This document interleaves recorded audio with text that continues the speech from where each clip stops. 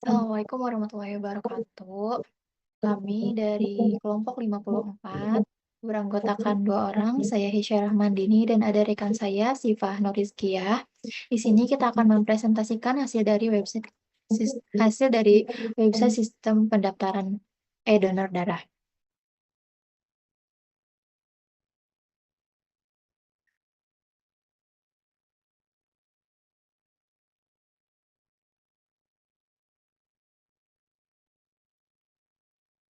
Dengan judul donor darah, sistem pendaftaran donor darah Korps Sukarelawan Universitas Siliwangi.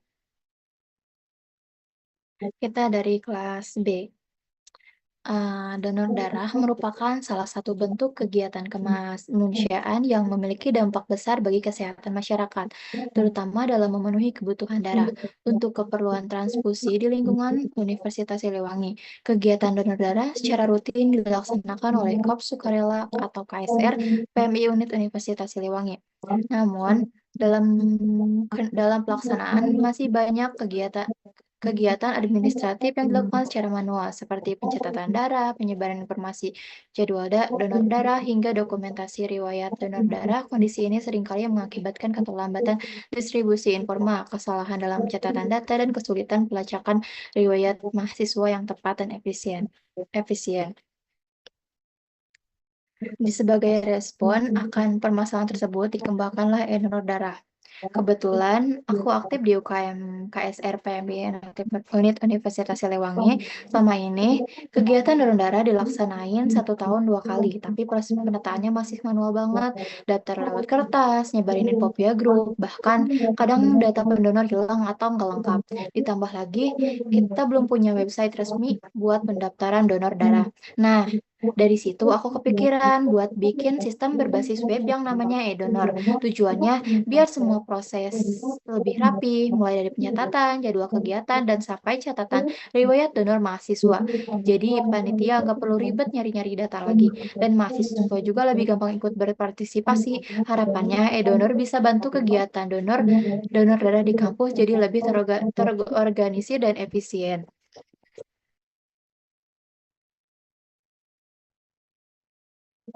Dalam penelitian serupa oleh Septian 2023, sistem informasi donor darah yang dibangun pada PMI Kabupaten Majalengka terbukti mampu mengatasi permasalahan pencarian pendonor pengganti saat stok darah habis, serta mempercepat proses distribusi darah melalui pengelolaan informasi secara real time.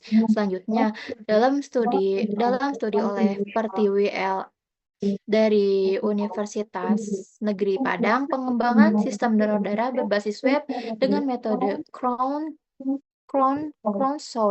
crowdsourcing juga menunjukkan peningkatan efisiensi pencarian darah dan keterlibatan masyarakat. Sementara itu, Hoirunisa 2024 dalam penelitian mengenai sistem donor darah di Kota Dumai menyatakan bahwa sistem donor darah berbasis web yang diintegrasikan dengan fitur manajemen jadwal dan pelaporan darah terbukti lebih efisiensi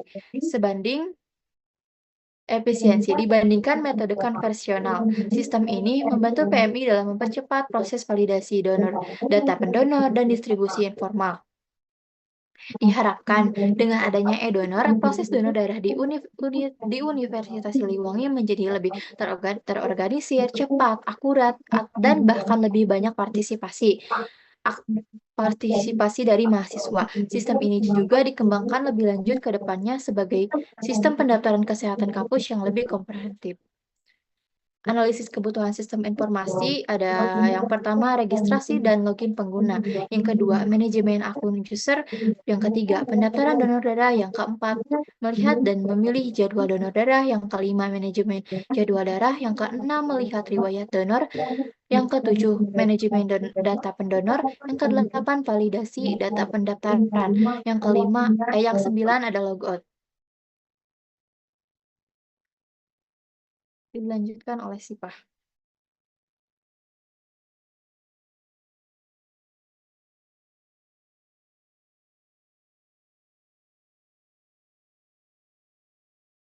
Baik, terima kasih.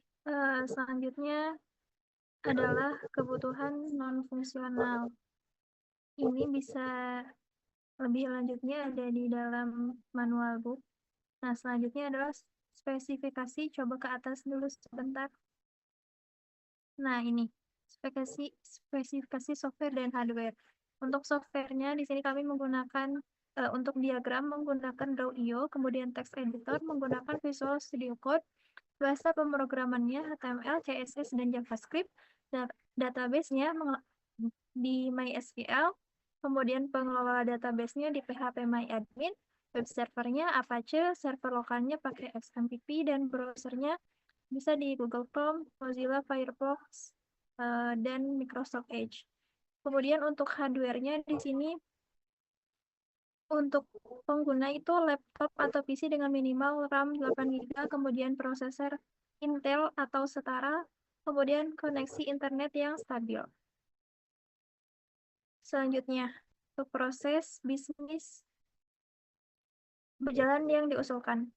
Nah, sistem berjalan itu, pendaftaran donor darah dilakukan secara manual atau form kertas. Kemudian jadwal donor bukan melalui media sosial atau offline.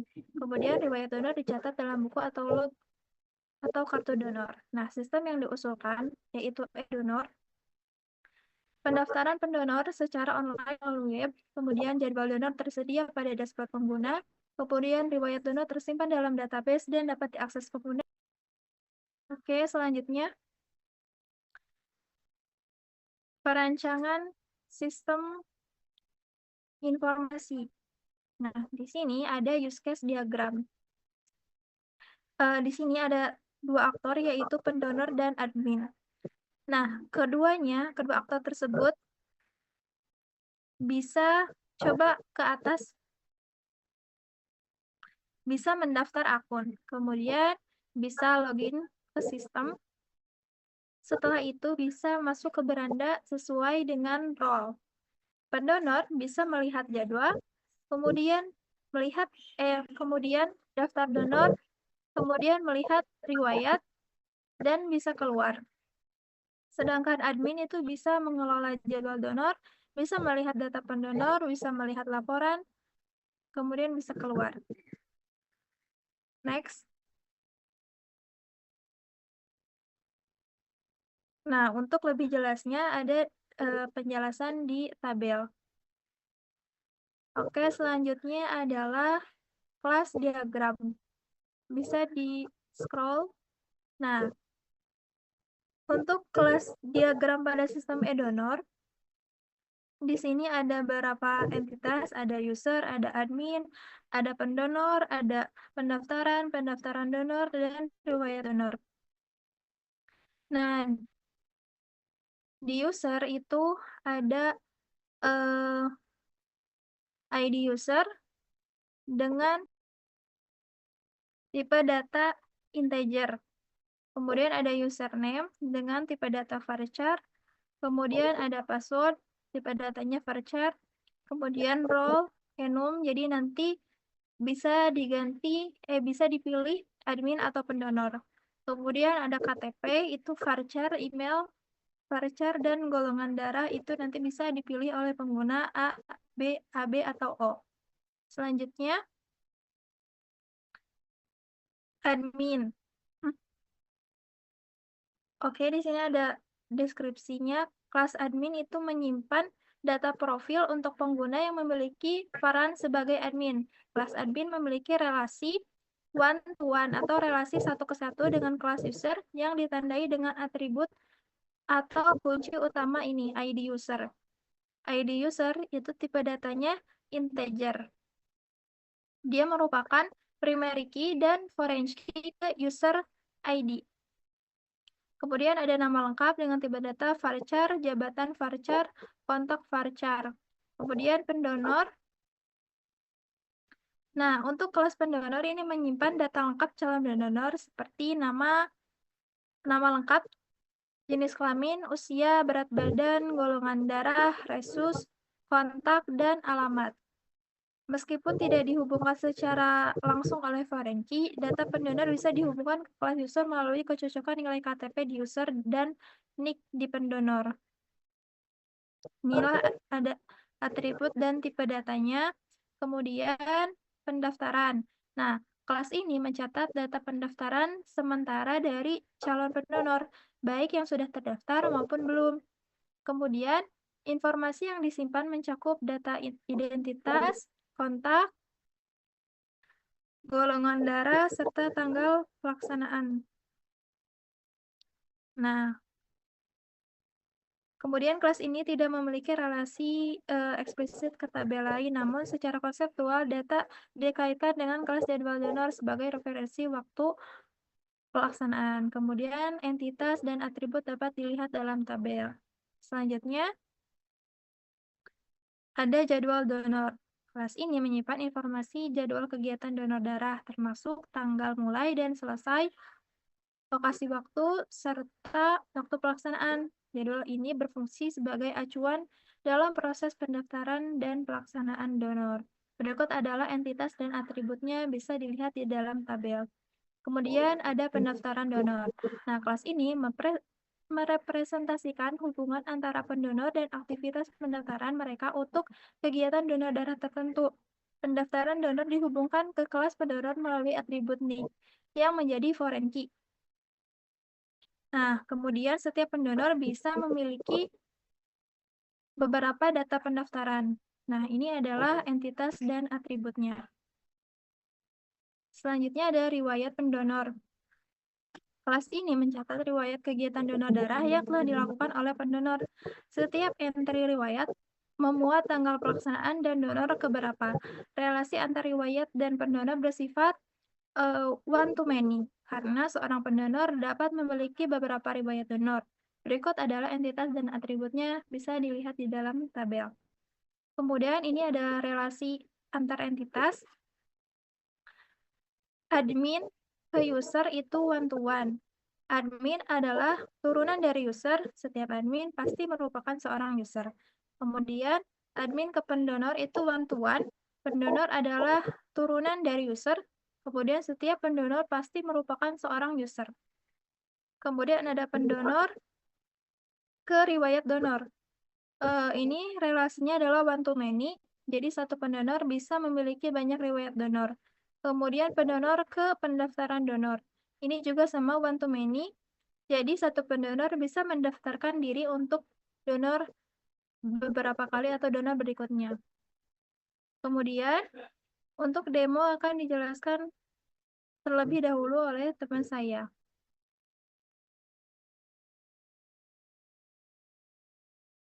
Kita mulai dari loginnya dulu. Kalau belum punya akun, bisa daftar terlebih dahulu. Kita langsung aja ya. Nah, ini nanti ada masukkan nick, nama, email, password, golongan darah, dan role-nya. Nanti kalau misalkan sebagai admin, kalian pilih admin. Kalau misalkan pendonor, berarti pendonor. Saya sudah memiliki akun sebagai admin. Di sini di admin, di dashboard ada beranda, kelola jadwal, data pendonor, laporan, dan logout. Yang pertama ada beranda. Di sini ada kayak tampilan selamat datang dan selamat datang buat admin. Yang keduanya ada kelola jadwal. Buat jadwalnya tanggal 1 bulan apa ya? Bulan 6 2026. Tanggal 3/06/2026 bertepatan di gedung Trigatra Universitas Siliwangi, jamnya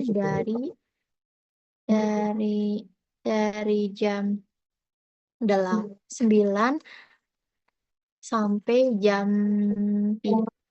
1. Nah, kita simpan jadwalnya. Nah, nanti si jadwal itu nanti bakal ada ke si dashboardnya pendonor. Nah, untuk data pendonornya ini yang sudah masuk, ini data-data dari hasil yang sudah donor. Jadi datanya nanti masuk ke admin. Ini ada beberapa data. Yang selanjutnya ada laporan. Laporan ada golongan darah, resus. Nah, jumlah pendonor dari data pendonor itu baru ada totalnya 4 orang. Ini untuk keluar dari akun. Oke, selanjutnya ini jika kita login sebagai user atau pendonor. Saya izin share screen. Seperti biasa ya, kita bisa daftar atau login. Jika belum mempunyai akun, kita bisa daftar terlebih dahulu. Masukkan nick.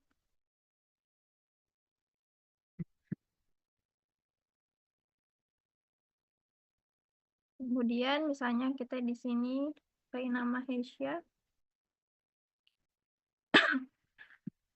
Isi email.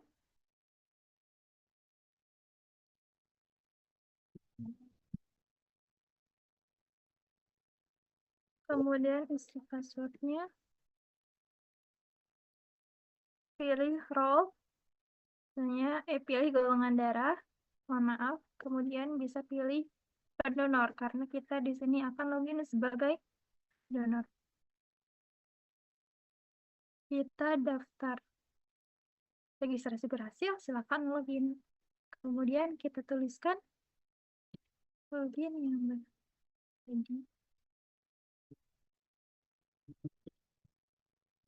Kemudian login. Nah, sekarang kita ada di dashboard pendonor.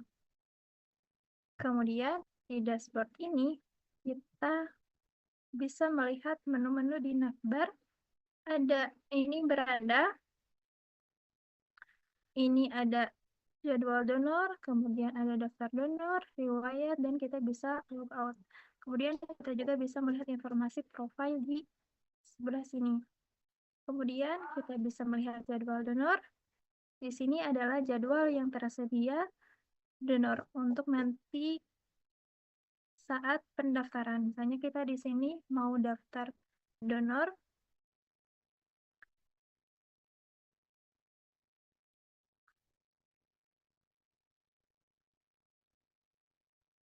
Oke, kita isi nick. Kemudian nama lengkap.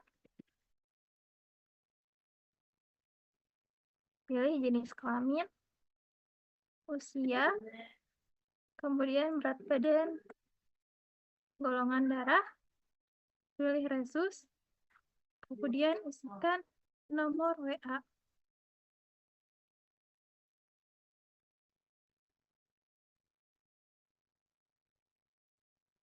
Kita isikan alamat, di sini di Paseh ya, Rumah Hesya. Kemudian kita bisa pilih tanggal dari tadi yang tersedia di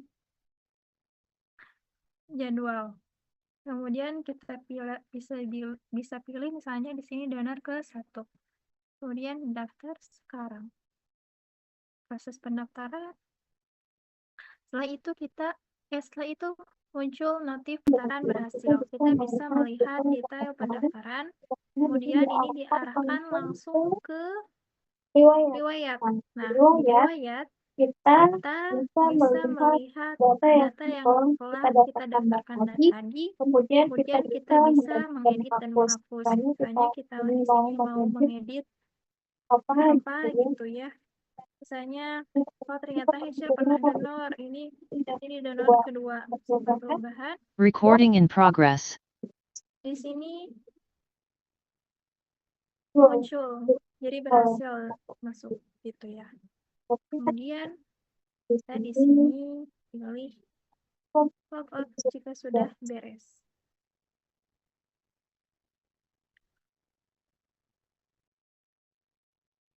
Nah, setelah berhasil log out, kita selanjutnya adalah pengujian. Langsung tadi sih. Nah, selanjutnya setelah log out, saya akan menjelaskan pengujian.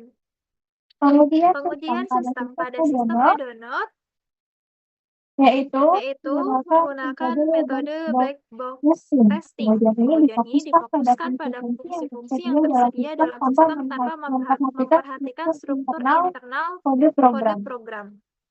Tujuan Tujuan utamanya utamanya adalah untuk untuk memastikan bahwa setiap fitur dalam aplikasi dapat sesuai berfungsi sesuai dengan kebutuhan pengguna baik baik sebagai admin maupun pendonor. Kemudian Kemudian ini ini adalah tabel eh, met- tabel tabel pengujian dengan metode black black box testing. Nah, ini Nah, adalah ini adalah ada fitur yang diuji, kemudian ada input yang harus dimasukkan, kemudian langkah pengujian dan hasil yang diharapkan dengan statusnya bagaimana. Di sini Di sini untuk daftar akun, daftar akun, kemudian kemudian masukkan infonya form masukkan daftar form daftar akun, akun, kemudian langkah langkah untuk mengujinya mengujinya yaitu yaitu masukkan form daftar daftar akun dan pilih role admin atau atau ini ini pendonor. Mohon maaf. Nah, Nah, untuk untuk langkah langkah ujinya ujinya dengan masukkan form daftar daftar dan akun dan role pilih role admin atau pendonor. Kemudian Kemudian hasilnya hasilnya kita yang diharapkannya akan berhasil dibuat dan diarahkan ke login dengan dengan status berhasil. Kemudian ini adalah berikut fitur-fitur yang diuji seperti pendaftaran akun. Jika email sudah terdaftar, maka muncul muncul pesan email sudah digunakan dan ini berhasil. Kemudian Login admin atau pendonor dengan memasukkan email dan password, kemudian ujinya masukkan email dan password, kemudian hasilnya diharapkan berhasil login ke dashboard sesuai dengan role. Ini juga berhasil. Kemudian login invalid jika email salah dan password salah.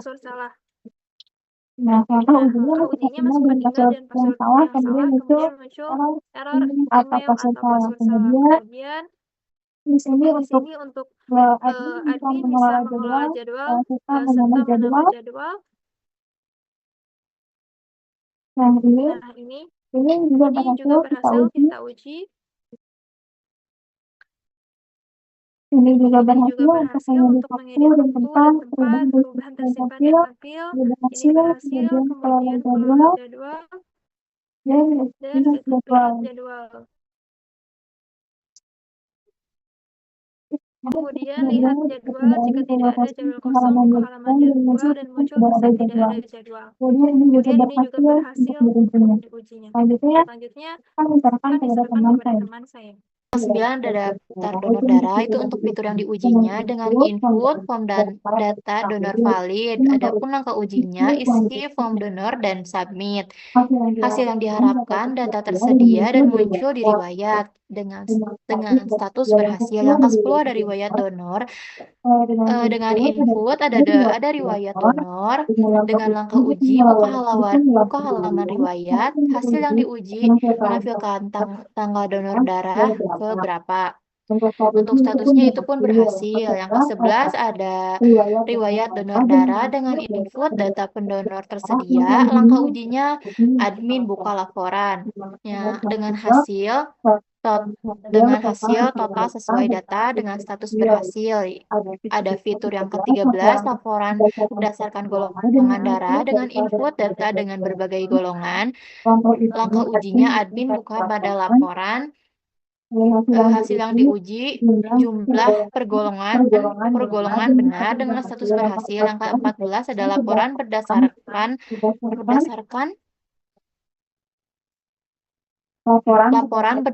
resus dengan input data resus positif dan negatif. Langkah pengujiannya ada buka pada admin buka pada laporan. Dengan hasil yang diharapkan jumlah peresus benar dengan status berhasil. Yang ke-15 ada laporan kosong. Dengan input tidak ada pendonor. Langkah ujinya admin membuka laporan.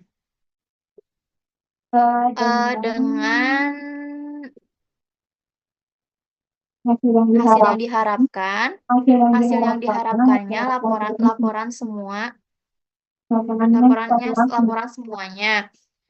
dengan status berhasil. Adapun yang ke-16 logout dengan input saat sudah login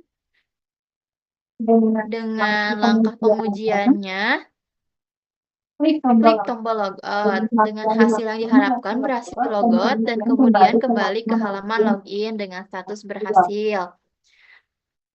Mungkin sekian dari kelompok kami. Mohon maaf apabila ada kesalahan. Mungkin sekian. Assalamualaikum warahmatullahi wabarakatuh.